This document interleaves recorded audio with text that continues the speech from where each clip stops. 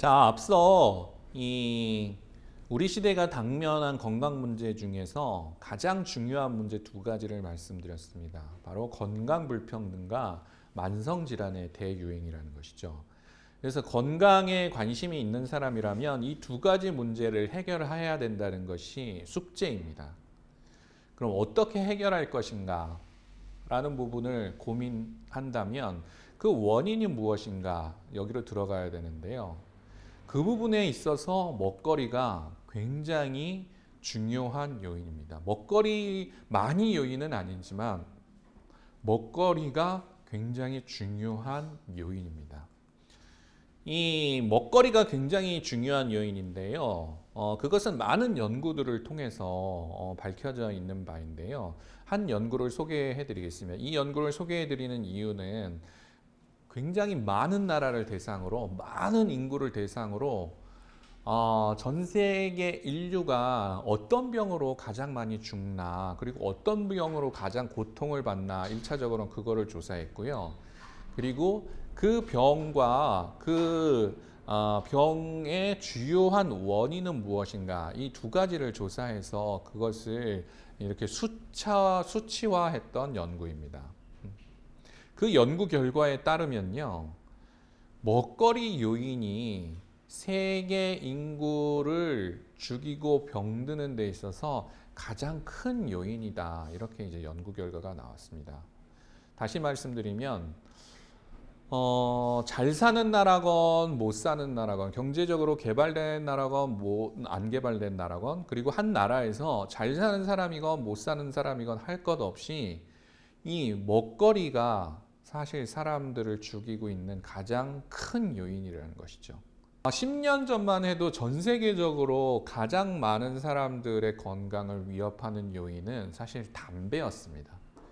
그래서 전 세계가 금연 정책이나 뭐 이런 것들에 역점을 기울이고 했던 것인데요.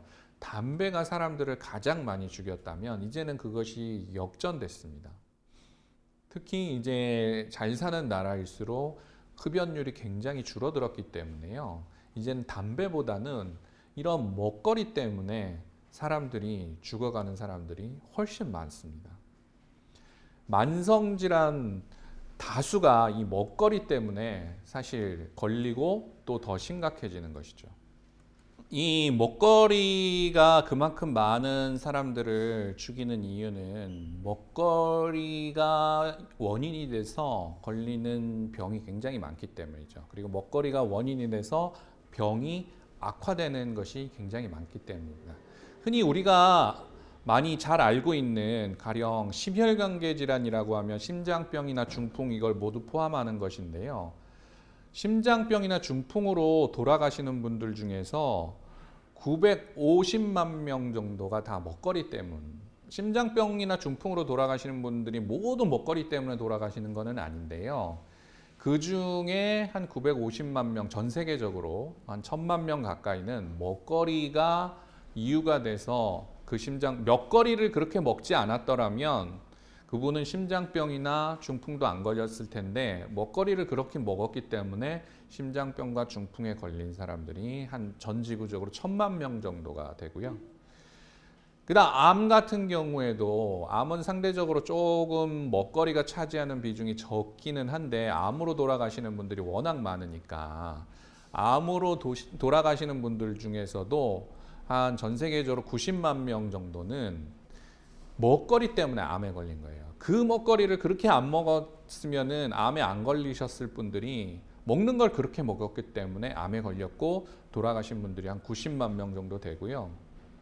당뇨병 역시 마찬가지인데 당뇨병은 흔하게 많은 분들이 생각하는 게 단 거 많이 먹어서 걸리지 이렇게 생각하는데 사실은 당뇨병은 꼭 먹거리가 100% 요인은 아니에요.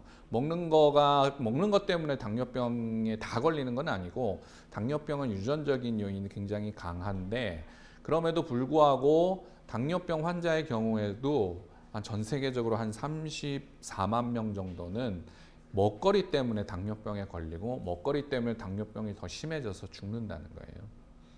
이거는 전 세계적으로 1년에 이 정도가 죽는다는 것이고 이것이 사실은 사망 원인 중에서 가장 큰 요인이라는 것이죠.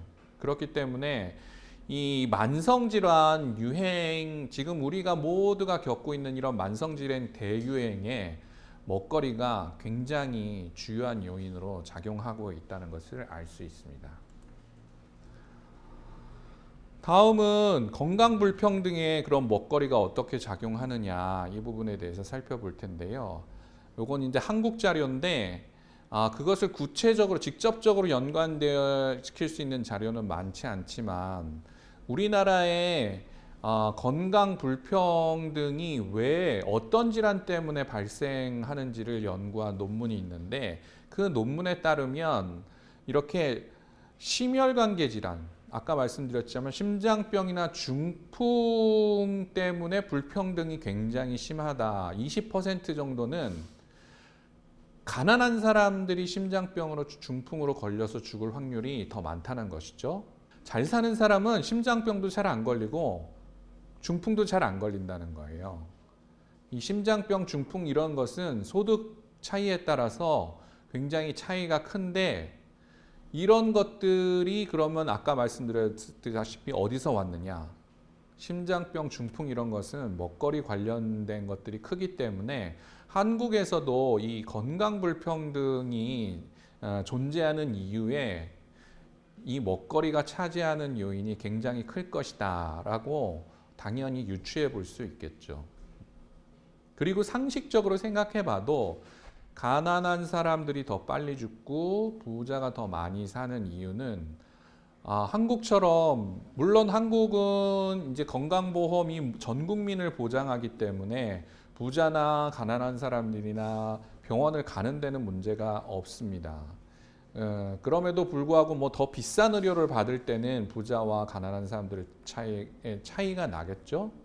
그런데 그런 비싼 의료를 많이 잘 받는다고 해서 사람들이 더 오래 사는 건 아니기 때문에, 사실 솔직히 말하면 그렇기 때문에 의료가 우리나라 건강 불평등에 그 영향을 미치는 비율은 있기는 하지만 그렇게 크지 않습니다.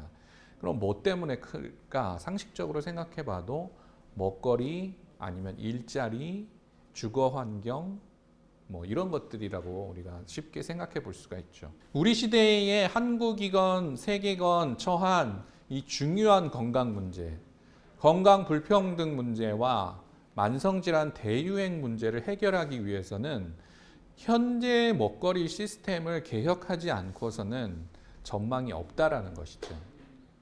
지금까지 얘기한 것의 결론은 그것입니다. 이 먹거리 시스템을 개혁하지 않는다면 가난한 사람은 더 빨리 죽고 부자는 더 오래 사는 이러한 부정의도 바꾸기 힘들 것이고요. 가난한 사람들이 심장병과 중풍에 걸려서 더 빨리 이렇게 죽는 이 문제도, 그리고 사회적으로 그런 만성질환 대유행으로 인해서 뭐 흔히 말해서 건강보험 재정이나 국가 재정의 부담도 굉장히 커지는데요. 이런 문제도 해결할 수 없다는 것입니다. 그걸 해결하려면 먹거리 체계를 손을 봐야 하는 것이죠. 그러면 그 먹거리 체계를 도대체 어떻게 손봐야 한다는 얘기냐라는 의문이 자연스럽게 다가오겠죠. 그런데 그곳으로 들어가기 전에 먹거리와 관련돼서 잘못된 관점 몇 가지를 또 아까 개인적인 것들, 그 다음에 어떤 기호나 미식과 관련된 것들, 이런 것이 아니다라는 얘기는 말씀드렸는데, 그것과 조금 다른 결에서 좋은 먹거리다 하면 잘못 알려진 것들 몇 가지를 또 설명하고, 그러면 어떤 먹거리 체계로 바뀌어야 할 것인가를 말씀드릴 텐데, 첫 번째 중요한 것은 가령 좋은 먹거리다라고 하면 뭐 탄수화물 줄여야 되고, 뭐 단백질은 먹어야 되고, 뭐 지방은 완전히 줄여야 되고, 단 거 안 먹어야 되고, 이렇게 영양소 중심으로 접근하는 방법이 되게 일상화되어 있습니다. 그런 것들이 많이 흔히 알려져 있죠.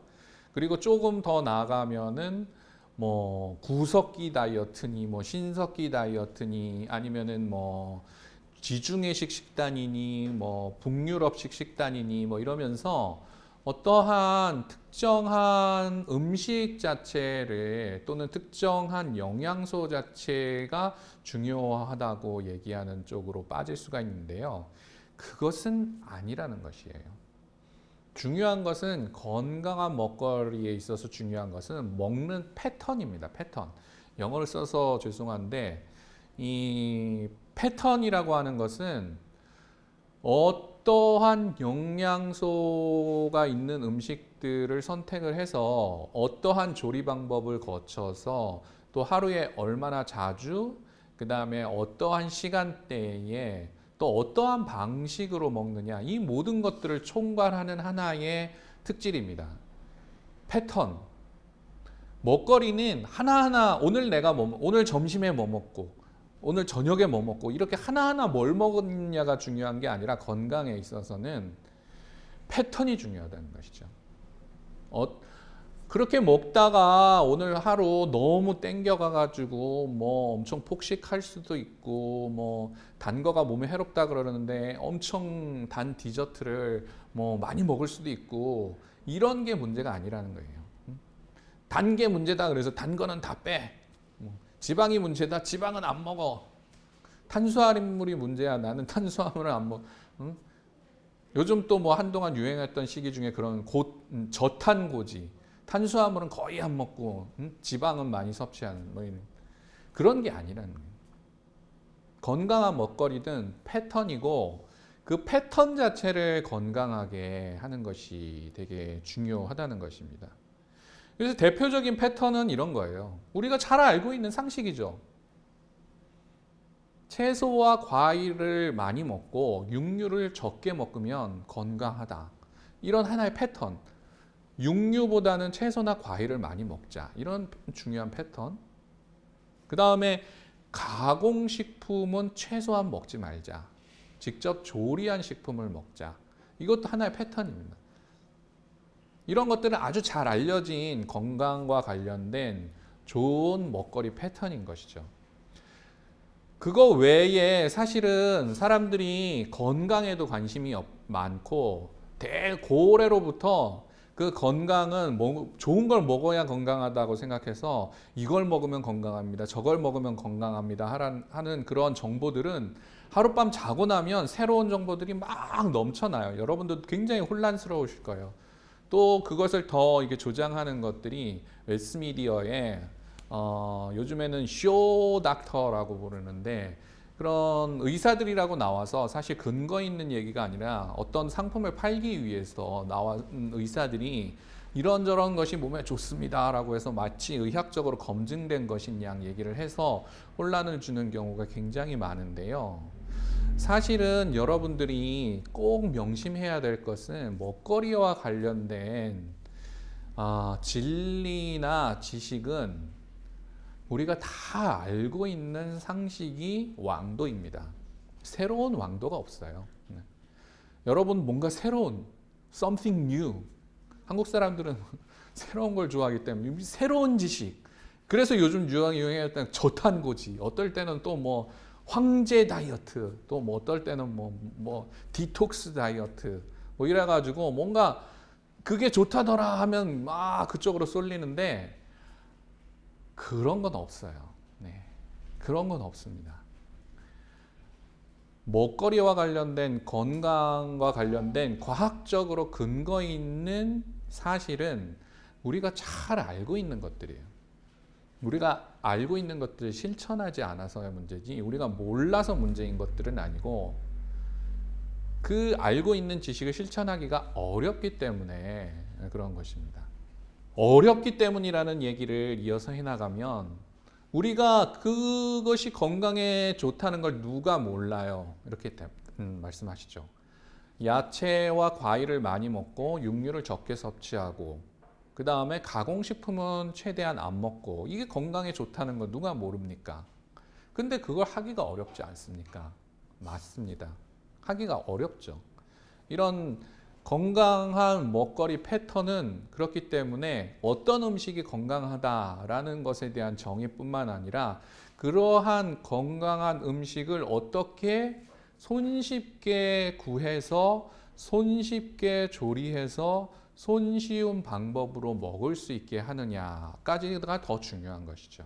그렇기 때문에 먹거리는 굉장히 사회적인 것이고 문화적인 것이면서 또한 집단적이고 공동체적인 것들, 그런 것들입니다. 그래서 사회적이라는 이유는 그 먹거리가 굉장히 몸에 좋다는 걸 알아도 비싸면 못 먹는 거잖아요. 그러니까 몸에 좋은 먹거리를 더 싸게 사람들에게 제공할 수 있는 체계를 만들어야 되는 것. 그것은 사회가 하는 것이니까 사회적인 것이고요. 그 다음에 먹거리, 그런 좋은 먹거리 좋은 건 알지만 나는 혼자 살아요. 그리고 저는 잠잘 시간도 부족해요. 언제 좋은 먹거리 그걸 사다가 집에서 조리를 해서 먹나요? 조리해서 먹으면 버리는 게 더 많아요. 맞습니다. 1인 가구가 점점 많아지고 있는데 이런 분들에게 이런 좋은 먹거리 얘기해봤자 그림의 떡이죠. 그리고 한국처럼 노동시간이 많은 나라에서 잠잘 시간도 부족한데 1시간씩 투자해서 가족이 둘러 모여가지고 이렇게 집밥을 알콩달콩 예쁘게 먹으세요. 그 얘기를 들으면 코웃음 칠 노동자들이 훨씬 많겠죠. 그렇습니다. 건강한 먹거리가 이거다 아무리 얘기해봤자 그것을 먹을 수 있는 조건을 만들지 않으면 그것은 그림의 떡이 되는 것이죠. 그렇기 때문에 이것은 먹거리 패턴은 아까 얘기했지만 어떤 먹는 거리를 얼만큼 자주 먹는 게들이 중요하다는 것에 더해서 그것을 어떤 방식으로 또 어떠한 가격 체계에서 어떠한 공급 유통망을 가지고 먹게 할 것이냐라는 것들이 모두 합해져 있는 것입니다. 예를 들어 볼까요? 최근 전 세계적으로 먹거리 패턴 중에 과학적으로도 그렇고 뭐 일상 상식적으로도 그렇고 많은 분들이 인정하는 좋은 먹거리 패턴 중에 하나가 지중해식 먹거리입니다. 이거는 뭐 사실 과학적으로도 많이 밝혀져 있어요. 지중해식 먹거리는 저쪽 지중해 연안에 있는 나라들이 하는 건데 뭐 올리브유라든지 야채나 어류 중심이고 요구르트 이런 것들 설탕이 들어가지 않은 요구르트 그리고 뭐 고기는 적게 먹고 뭐 이렇게 먹는 그런 전체적인 식단을 얘기합니다. 근데 중요한 게 하나 빠져 있는데요. 그런 지중해식 먹거리 패턴은 단순히 그런 식재료로부터만 오는 것이 아닙니다. 지중해의 연안에는 그런 식재료들이 잘 자랄 수 있는 햇볕과 토양이 있기 때문에 그런 식재료가 되는 것이고요. 지중해 연안에서는 그런 식재료를 가지고 오는데 돈이나 시간이 적게 걸리기 때문에 그런 것들을 더 싼 값에 많은 사람들에게 공급할 수 있기 때문이고 지중해식 먹거리의 특징은 또 조리하는데 별로 시간도 안 들어요. 그냥 센 거를 있는 대로 뭐 이렇게 소스 좀 뿌려서 먹는 거기 때문에 그렇기 때문에 이것이 건강한 것이지 이 식재료 자체만이 문제가 아닌 것이죠. 좋은 패턴이라는 것은 그래서 그 사회의 역사나 문화 이런 것과도 관련되어 있습니다. 한국에도 뭐 좋은 먹거리 패턴이 많이 있어요. 그래서 굳이 이것은 굉장히 토착적이고 문화적인 것도 포함하기 때문에 우리가 어떤 식단이 좋다 그래서 외국 식단을 다 따라할 필요는 없어요. 우리 나름의 왜냐하면 이런 가용성이나 접근성을 높이기 위해서는 우리 주변에서 나는 식재료들로 좋은 먹거리를 구성해야 되거든요.